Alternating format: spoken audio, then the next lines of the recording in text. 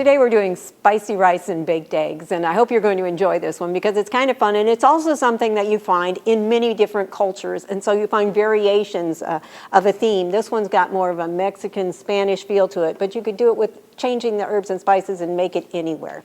So I'm going to put 2 tablespoons of, I'm using canola oil, you could use good olive oil in here as well, and just let that start to simmer.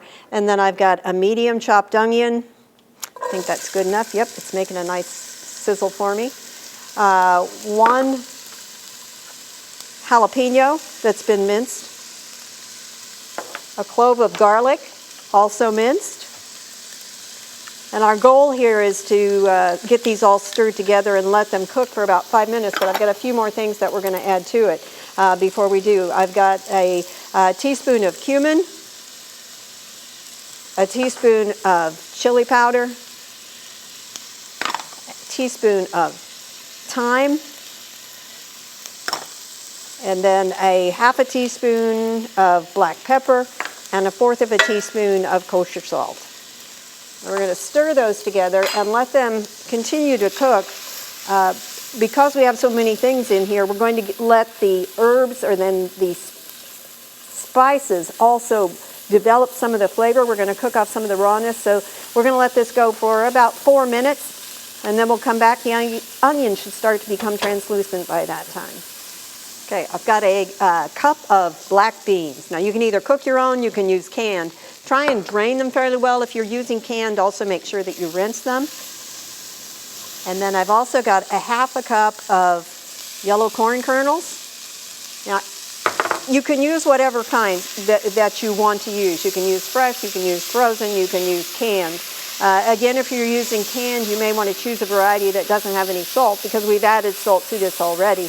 The same with the black beans. If you can get no salt added variety, you're going to be a little bit more helpful from a nutrition standpoint. You can always add your own salt if it's, but it's nice to be in control.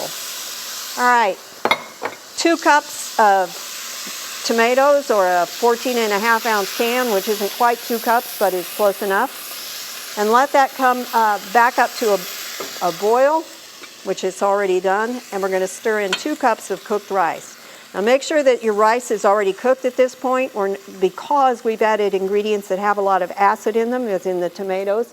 The onions will also have some. So you can't count on the rice being cooked because of that amount of acid that you've added in.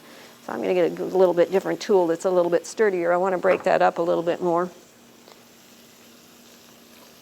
So that the goal is simply to coat all of the rice and make sure that there's some on everything. Now, I am using a white rice, which is somewhat unusual for me. I'm usually using a whole grain when I'm cooking for you. But for this, I went with rice, partly because that was what the original recipe called for, but I also wanted to show you that it can be done. Remember that half of your grains are supposed to be a whole grain every day, and you can still use some of these kinds of products that we have all grown up using. All right, that's pretty close. Now our goal here is to bring this back to a simmer. The rice was pretty cold. This is one of those things where a lot of times you'll think, well, I don't need this much rice. And so I always cook extra rice because I'm always either making fried rice or I can use it for something like this. So let's bring that up to a little bit higher heat. When that gets nice and warm, while it's getting nice and warm, I'm going to go ahead and crack some eggs. This is, remember, baked eggs. So many of us cook eggs and we get in a rut and we always cook eggs the same way. So I'm going to bake the eggs. Now notice I'm putting it into a small container here. I'm going to make a hollow or an indentation, 4 of them, in the rice that we have over here, and I'm going to slide one of the eggs in. Now when you're doing this, always break your eggs into a separate container. Don't just crack the egg into there, because if you do that and you find you've got a blood spot or you've got shell, it's going to be real hard to fish it out. So the eggs, 1 in each of the hollows. The fresher the eggs are going to be, the better off they're going to be as far as standing up to what you're doing here. We're then going to put this whole thing in a 400-degree oven and let the eggs bake until they're as done as you'd like them. they should, at least the whites should be totally set, and the yolks should be starting to gel. At that point, you know they're done enough that they're going to be safe.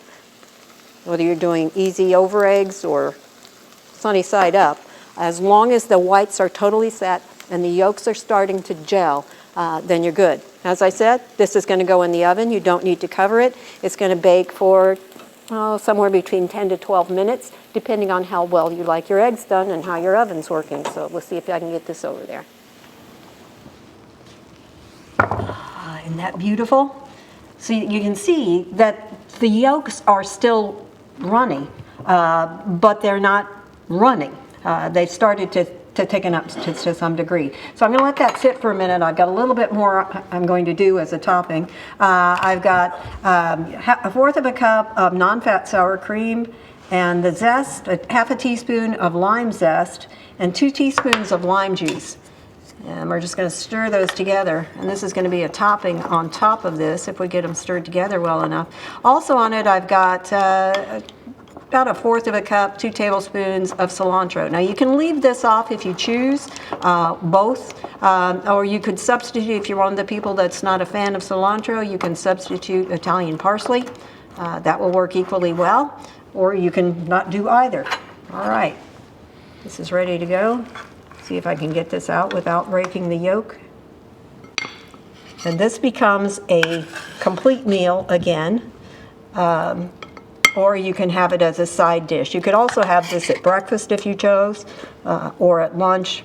It can be served at any time during the day. A little bit of our topping on the side here, and a little bit of cilantro on top of that. And let's see if we can break the egg and see how it looks on the inside. Okay, this one's cooked about perfect for me. I'm not a fan of a really liquidy yolk, so I like mine about like that. That took about 12 minutes. But again, it's going to vary depending on how you like it, how your oven works, and the temperature of everything when you get it into the oven. So ballpark 10 to 12 minutes. I hope you'll try this. This is spicy rice and baked eggs. For Oklahoma Gardening, I'm Barbara Brown.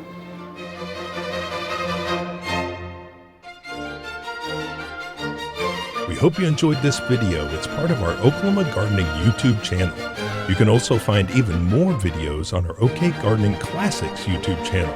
And join us on social media for great gardening tips, photos, and discussion.